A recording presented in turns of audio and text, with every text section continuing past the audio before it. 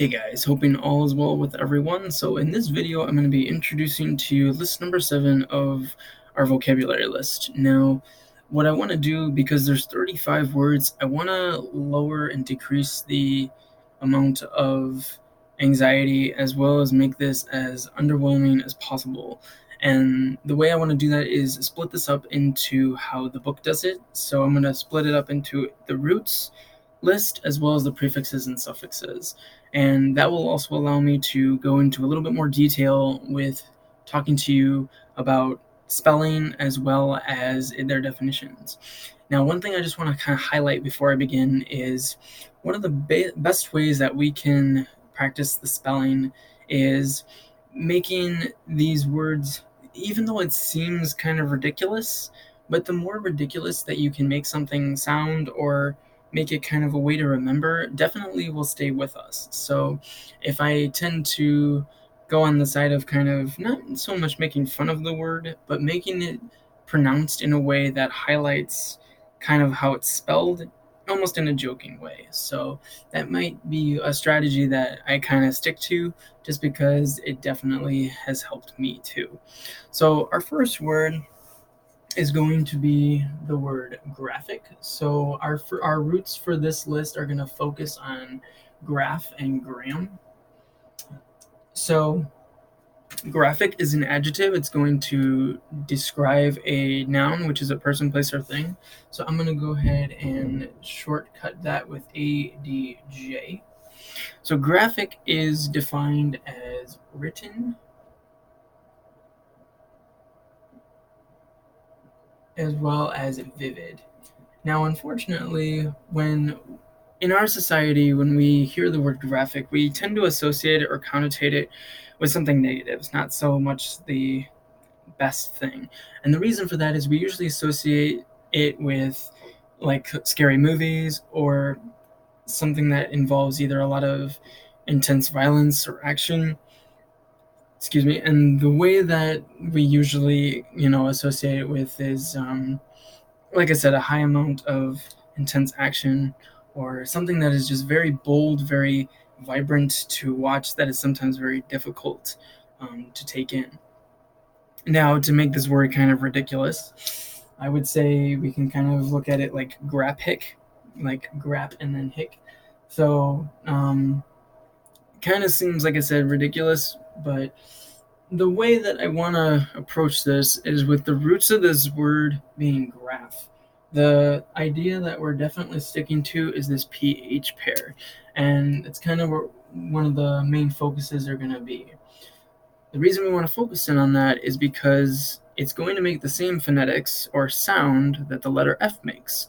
But what you're going to notice is with this particular list and roots is we're going to kind of divert or kind of sway away from the letter F with these spellings. So graphic kind of splits the word up where we don't hear the F phonetics anymore, but we see the PH as their own individual sounds. Keeping that in mind, what makes this an adjective is the IC ending. So we see that graph itself is a noun, but the IC ending is going to make it an adjective, which allows it to describe something.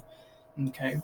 So what's nice about this word as an introductory word is all of the vowels in its normal pronunciation is that all the vowels sound as they should. So this A is going to be a short A, and this I is going to be a short I, eh. So this word, like I said, it's not too bad, especially, if we break it up, like I said. But what's nice is kind of, like I said, focusing on the introduction to the PH. But overall, again, the vowels sound exactly as they should. So our first word is graphic, graphic, and it is an adjective that is defined as written or vivid. Okay. All right, let's look at our next word. So our next word is the word photography. So number 2. So we have PHOTOGRAPHY.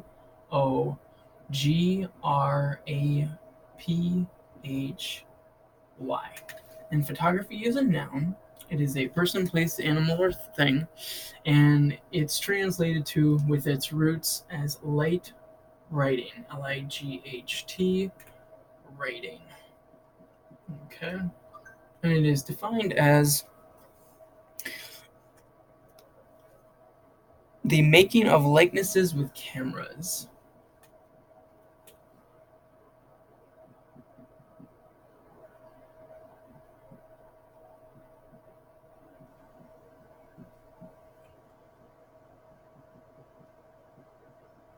Okay. So, kind of going with the trend here, if I were to make this word kind of sound ridiculous, I'd go with pihato grapai. I don't know. Like I said, it sounds ridiculous, but again, it kind of separates the ph, but it allows us to kind of divert away from the letter F. So P hot O grap high. Now, when we're looking at this word more like kind of on a more seriously, the word photo actually means light or translates to light. So it is a prefix in its own. So when we think of photo, we are photograph, we think of like images based on light. Now, the one thing I want to emphasize here with the spelling is when people pronounce the word photography, it almost rolls off the tongue and it almost sounds like this O would make a short A sound. So people don't usually say photography, they usually say photography. So it's something that we want to definitely pay attention to. One thing that you can definitely do with this word too is go ahead and split it up as if it were a compound word. Now, the two main components that photography make up is photo and graph. I'm going to kind of come back to the Y in a second. But doing that allows us to emphasize the vowels. So we have photograph. So as you can see, when you break them up, the vowels sound exactly as they should. So that's another way that you can approach it as well. Just keep in mind that when we break up this word, it's not photograph, it's photography. So we want to make sure that we remember the Y because it definitely differentiates the two words pretty significantly. Just a little bit about photography. It's actually a very common hobby of a lot of people. It is a form of art, so it's definitely a type of artistry, and it's really cool to see some of the images that photographers, really put into their passion. A lot of the really cool images I like to look at are animal photos, so it's definitely something that a lot of people have a really strong pursuit of, so something to keep in mind. But again, just as a quick recap for this word, we have the ph here that doesn't directly correlate with this one, but we have it's still going to make the F sound. And again, like I said, photo is going to be that prefix meaning light. So you have photography. Okay, and like I said, you can split it up into its compound components. Just make sure you don't forget the Y. But that, again, will definitely emphasize the vowel sounds. And then again is defined as light writing, the making of likenesses with cameras.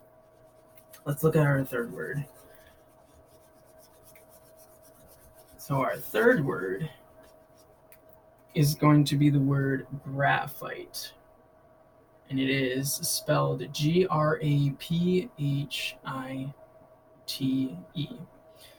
Now, this word is also a noun, and it is defined as the carbon used in pencils.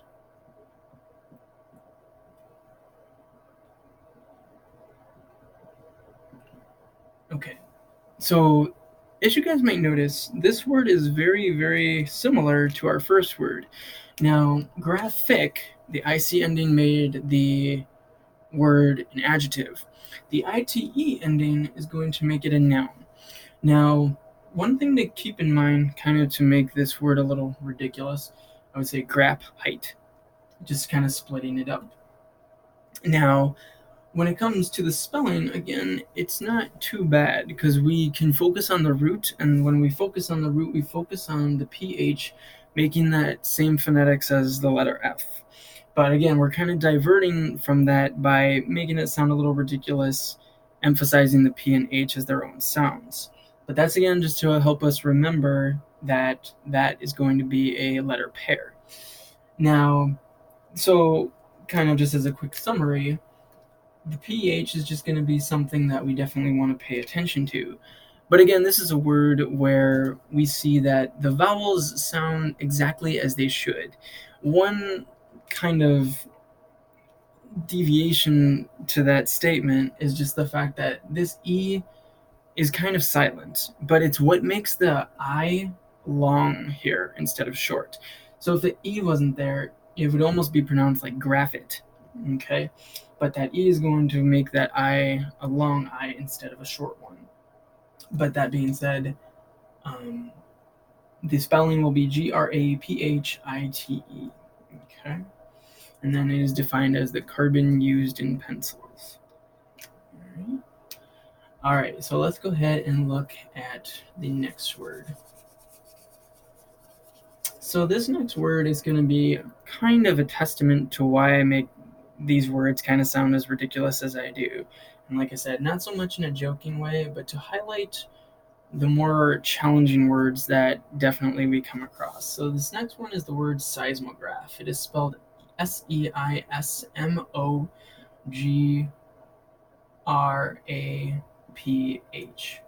So seismograph is a noun, and it is translated from its roots to earthquake writing.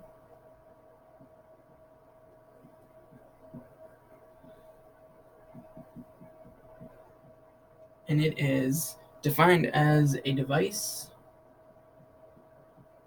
used to measure and record earthquakes.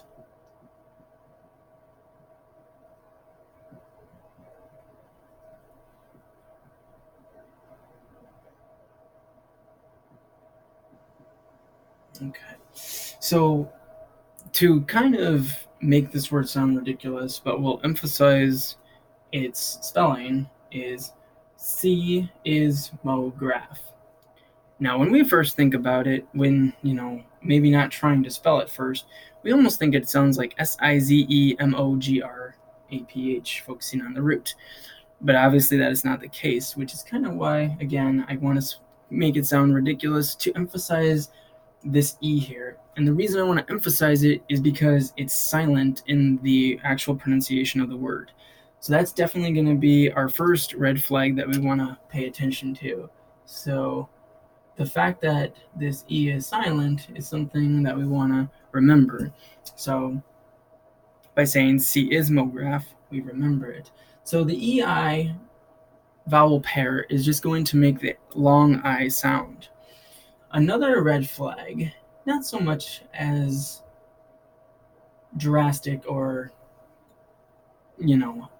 impactful, is just the fact that this S here is going to make the Z sound.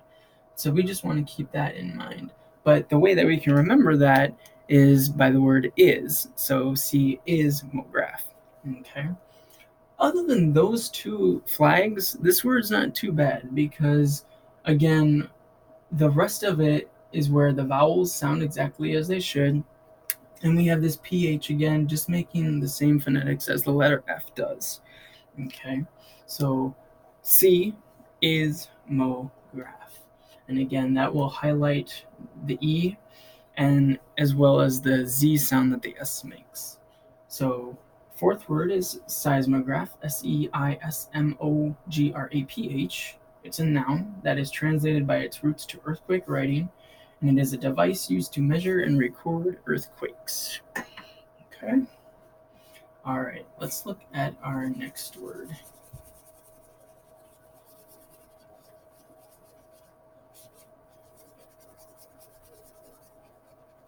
All right, so our fifth word we're going to be shifting gears now from our roots. So we're going to go from the graph root to the gram root. And we have the word telegram as our fifth word. So telegram is a noun. It is defined as far writing, or translated to far writing. And it is defined as a message sent by telegraph. All right, so here's a story for you. Long ago, in a galaxy far away. Just kidding, it was this galaxy. Before there was Facebook, before there was Twitter, before there was instant messaging, we had this amazing device. It's called the telegraph, and it was basically used to help people communicate that lived far distances from each other.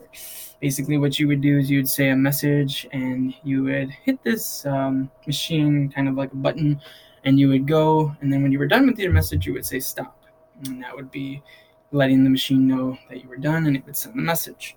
And that's how people communicated. Now, through our advancement in technology, I don't want to go without saying that before all of this instant messaging, before technology, we actually had other ways of delivering messages to each other. One of them being the telegram, another one was by airmail. So the passenger pigeon was a true asset to the postal service because it would do mail deliveries, and it was very, very important for a long time. Unfortunately, the passenger pigeon today is extinct. There used to be so many of them, and then people hunted them because people thought that they were kind of becoming almost like a pest. But they were really important for a long, long time. Now, in our 21st century, we have the idea of being able to send instant messages, and if you needed to get someone or get a hold of someone, all you needed to do was send them a quick text. So that's kind of a true testament of how far technology has really come. But I think it's interesting because they use kind of Twitter, they use kind of a bird, and birds were very important to communication systems. I don't know if there's really a reason behind that history. It could just be like a tweet, but that being said, welcome to the amazing advancement of technology. All right. So, going on this word, there isn't too many ways to make it too ridiculous to spell, because the reason for that is tele kind of it's almost like its own prefix, and it can break up the word into two simpler words. Again, this is one of those words where the vowels sound exactly as they should, which is really nice. So we have the short E here, the short E here, and the A here. And I know when I first kind of highlighted tele, I kind of made the long E sound with the second E. But it's going to, be pretty simple, as we can think of tele as kind of like telephone, and then gram as that focused on root. Okay, so we have telegram. So telegram is a noun, and it is a translated to far writing, a message sent by telegraph. Okay. All right, let's look at our last word.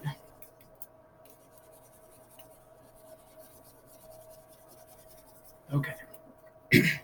So our last word is the word epigram.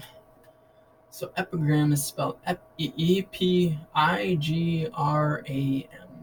So again, this is focusing on the gram root. Epigram is a noun. It is a person, place, animal, or thing. It is defined as a short, witty saying.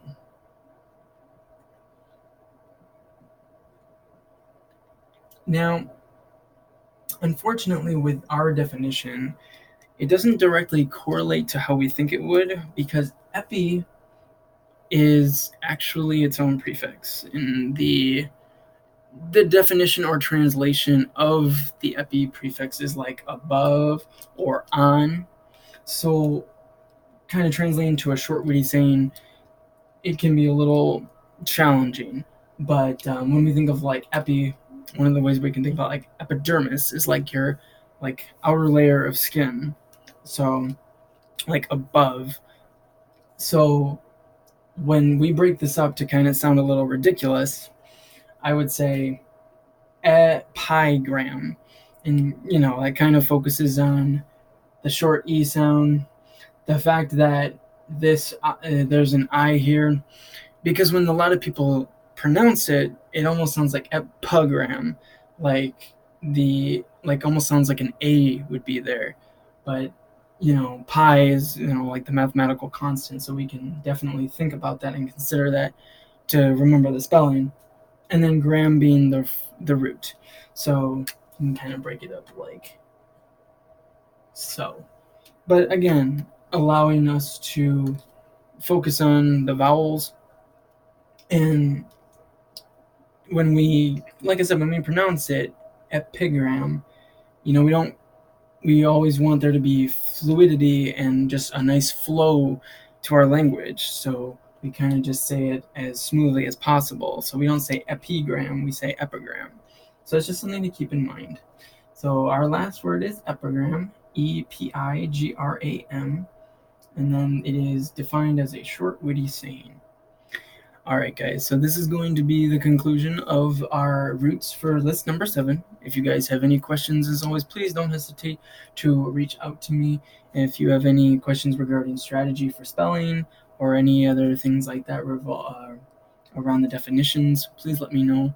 But I hope you guys have a very good, blessed, and safe holiday, and I look forward to seeing you soon. We'll be continuing list number 7 with the prefixes as well as the suffixes. Take good care, guys, and as always, thank you so much for watching.